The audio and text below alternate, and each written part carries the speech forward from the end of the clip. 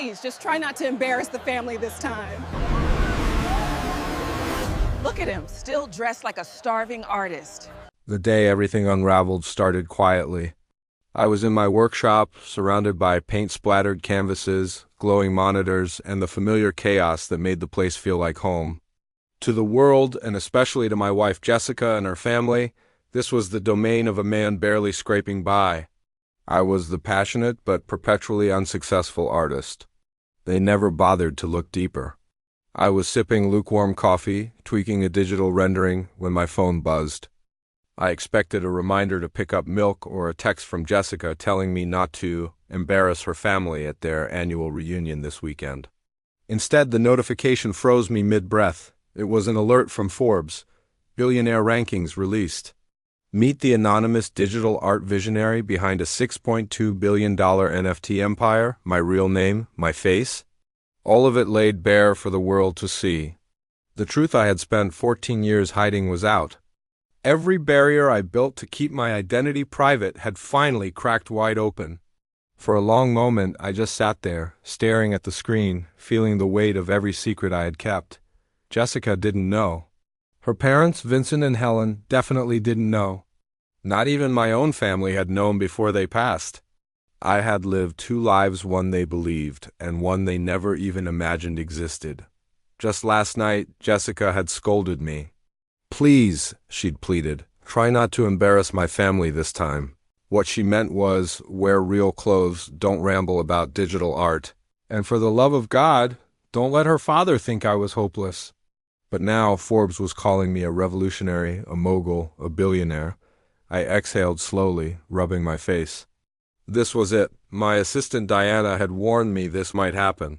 She always spoke in a tone that suggested she saw 10 steps ahead of everyone else. "They're connecting the dots," she'd said months ago. "You won't be anonymous much longer," and she was right. Scrolling through the Forbes article was surreal. They detailed everything: my first NFT collection, the anonymous platform that exploded globally, the partnerships, the acquisitions. They even had a picture of me from a tech conference years ago, my face partially obscured, but recognizable. Then came the eruption. My phone lit up with a call from Kevin, my brother-in-law. I picked up, and without even a hello, he blurted out, "Dude, are you actually on the Forbes billionaire list? Are you running some secret operation? What is happening?" Before I could even think of an answer, a text from Jessica popped onto my screen. It was just a link to the article and 3 sharp words: "What the hell?" I could picture her perfectly, frozen in our living room, staring at the article like it was a personal betrayal. Kevin kept rambling in my ear about my rusted truck, my cheap clothes, my silence at family dinners, but I barely heard him. I ended the call quickly. Their entire worldview had just collapsed. And you know what? I didn't feel guilty. Not one bit.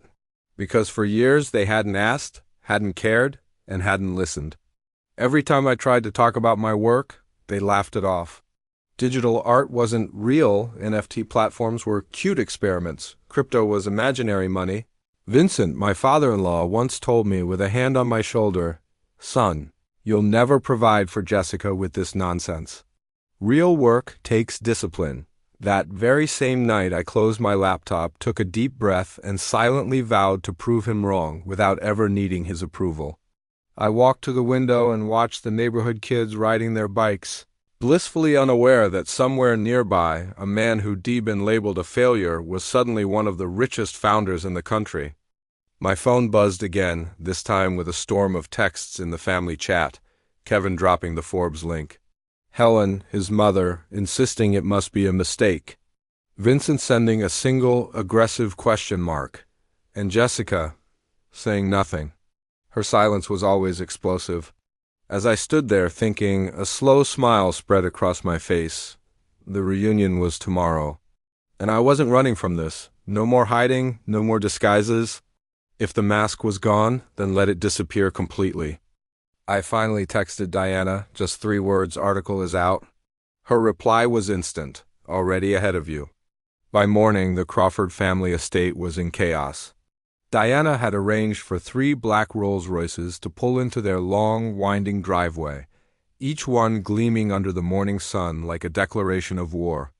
I could only imagine the scene, Helen clutching her pearls, her carefully manicured garden suddenly looking inadequate. Vincent glaring suspiciously from the porch, his authority challenged on his own turf. Kevin probably taking pictures like he was paparazzi.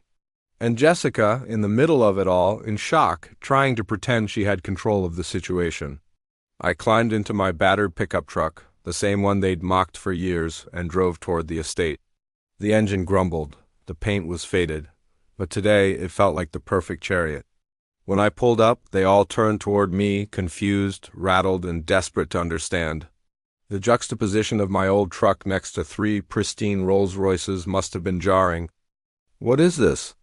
Vincent barked, pointing a trembling finger at the luxury cars. "Some kind of joke?"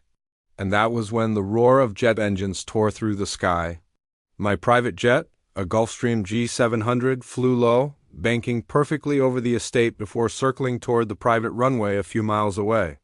Their faces were priceless shock, awe, fear, disbelief all tangled together. The jet shimmered in the sun, and the gold lettering on its side was impossible to miss. Harrison Digital Arts. Vincent's voice cracked as he finally looked at me, his eyes wide. Is that yours?" I leaned against my truck, crossing my arms. "One of 3, I answered calmly. "Let's go." Jessica looked at me, her eyes fierce and wounded. "You're really doing this?" "All of it," I said, meeting her gaze.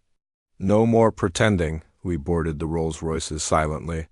The drivers Diana had hired opened the doors with practiced elegance. The family stepped inside like people entering a dream they weren't ready for, their usual confidence completely gone. The short drive to the airfield was silent. On the jet, Captain Rodriguez greeted us warmly by name. The interior glowed with holographic displays of my best-selling digital pieces, the very art they'd never taken seriously, now worth more than their entire estate combined. Kevin looked like he was about to faint. Helen whispered something that sounded like a prayer. Vincent just stood there, staring at the digital galleries on the walls with trembling disbelief.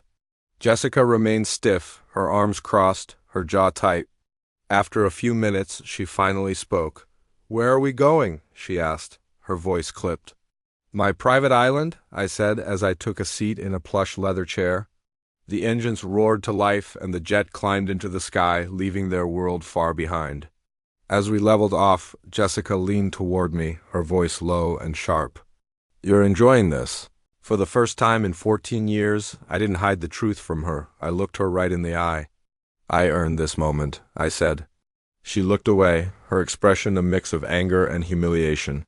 As the clouds parted beneath us and the vast blue ocean stretched out to the horizon, I felt the shift deep in my chest. The weight was lifting. The truth was finally shining through. 14 years of hiding who I was. 14 years of listening to their condescension, their little jokes, their pity. 14 years of letting them believe I was small, not anymore. They wanted a starving artist. Now, they would finally meet the man they never bothered to see. The reunion was just beginning. Thanks for watching. If you enjoyed this story, make sure to like, subscribe, and hit that notification bell so you don't miss the next part. See you then?